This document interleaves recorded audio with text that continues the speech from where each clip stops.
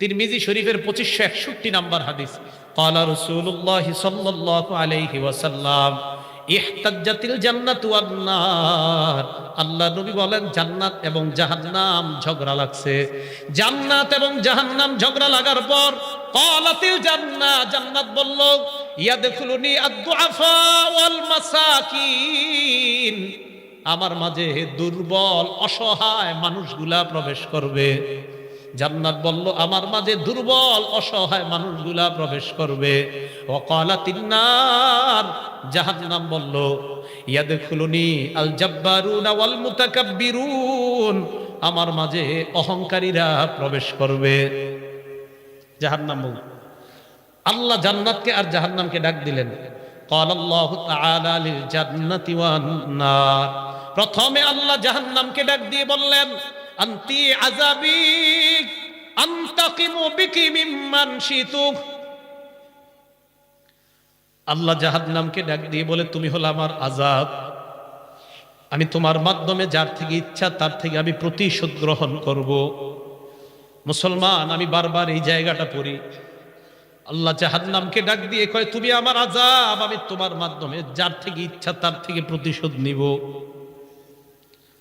একবার চিন্তা করেন, এই কথা আমার আর আপনার ব্যাপারে যদি আল্লাহ বলে ফেলে,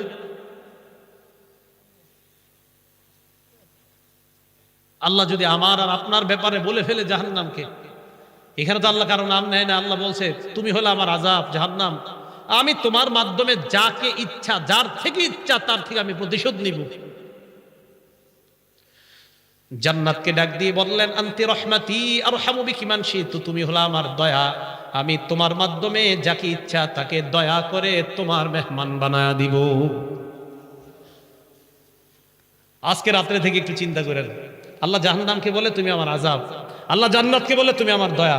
আবার বলছি মুসলমান ভাইয়ারা, আল্লাহ জাহান্নামকে বলে তুমি আমার আযাব, আল্লাহ জান্নাতকে বলে তুমি আমার দয়া। এই জাহান্নাম, আমি তোমার মাধ্যমে যাকে ইচ্ছা তার থেকে প্রতিশোধ নিব। হে জান্নাত, আমি তোমার মাধ্যমে যাকে ইচ্ছা তাকে দয়া করে তোমার মাঝে প্রবেশ করাবো। প্রত্যেক দিন একটু চিন্তা করেন, আমি আপনি যেন ওই দ্বিতীয়টা রহমতের মধ্যে অন্তর্ভুক্ত হয়ে যাই। আল্লাহ আমাদের সকলকে যেন রহমতের ছায়ায় আমাদেরকে অন্তর্ভুক্ত করে জান্নাতের মেহমান বানায়। মুসলিম শরীফের একটা হাদিস শুনেন, হাদিস নাম্বার 196 নাম্বার হাদিস। ক্বালা রাসূলুল্লাহ সাল্লাল্লাহু আলাইহি ওয়াসাল্লাম, আল্লাহ নবী বলেন সালাসাতুল লা ইউকাল্লিমুহুমুল্লাহু ইয়াউমাল কিয়ামা ওয়া লা ইয়ানজুরু ইলাইহিম ওয়া লা ইউযাক্কিহিম ওয়া লাহুম আযাবুন আলীম।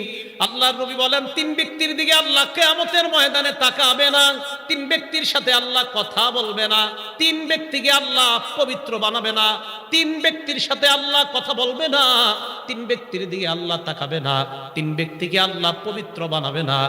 এক নাম্বার শাইখুন জানিন, বৃদ্ধ বয়সে যেই বৃদ্ধ ব্যভিচার করে তার দিকে আল্লাহ তাকাবে না, তার সাথে আল্লাহ কথা বলবে না, এই ব্যক্তিকে আল্লাহ পবিত্র বানাবে না। এক নাম্বার শাইখুন জানিন, বৃদ্ধ বয়সে যে জিনা করে ব্যভিচার করে, বয়স হয়ে গেছে, ওই বয়সে যে জিনা ব্যভিচার করে তার দিকে আল্লাহ তাকাবে না, তার সাথে আল্লাহ কথা বলবে না, তাকে আল্লাহ পাক রব্বুল আলামিন পবিত্র বানাবে না।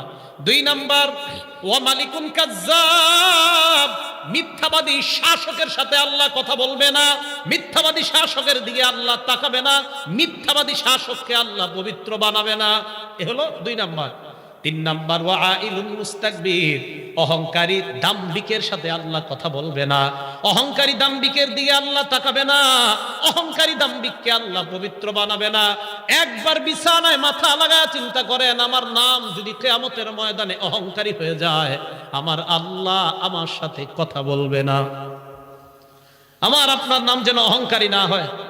আল্লাহ আমাকে আপনাকে এই সমাজকে অহংকার মুক্ত হয়ে আমরা সবাই যেন অহংকার মুক্ত হয়ে কবরে যেতে পারি। আমি আপনি আমরা সবাই যেন জান্নাতে সবাই একসাথে আবার সাক্ষাৎ করতে পারি। আল্লাহ তৌফিক দান করেন। ভাই, অহংকার করা যাবে না। তাহলে বলেন তো, আবার প্রথম থেকে আসেন তো, কিবির কাকে বলা হয়? অহংকারের সাথে সত্যকে অস্বীকার করা। বলেন তো, কিবির কাকে বলা হয়? অহংকারের সাথে সত্যকে অস্বীকার করা। আল্লাহ আমাদের সকলকে সত্যকে স্বীকার করে মেনে নিয়ে আমরা যেন বিনয়ী হয়ে জান্নাতি মেহমান হতে পারে। আল্লাহ তৌফিক দান করেন। এবার আরেকটা হাদিস শোনেন, হাদিসটা মুসলিম শরীফের 5360 এবং 5361 নাম্বার হাদিস। নবীজি সাল্লাল্লাহু আলাইহি ওয়াসাল্লাম আজীব এক হাদিস শোনাইছে। ক্বালা রাসূলুল্লাহ সাল্লাল্লাহু আলাইহি ওয়াসাল্লাম, আল্লাহর নবী বলেন, বাইনামা রাজুলুন ইয়াতাবাখতারু ইয়ামশি ফি বুরদাইন, এক ব্যক্তি একদিন রাস্তায় হাঁটতেছে দুইটা দামি চাদর গায়ে দিয়ে। এই জায়গায় একটু বুঝেন, দামি চাদর গায়ে দেয়া দোষের না, অহংকার এসে যাওয়া দোষের।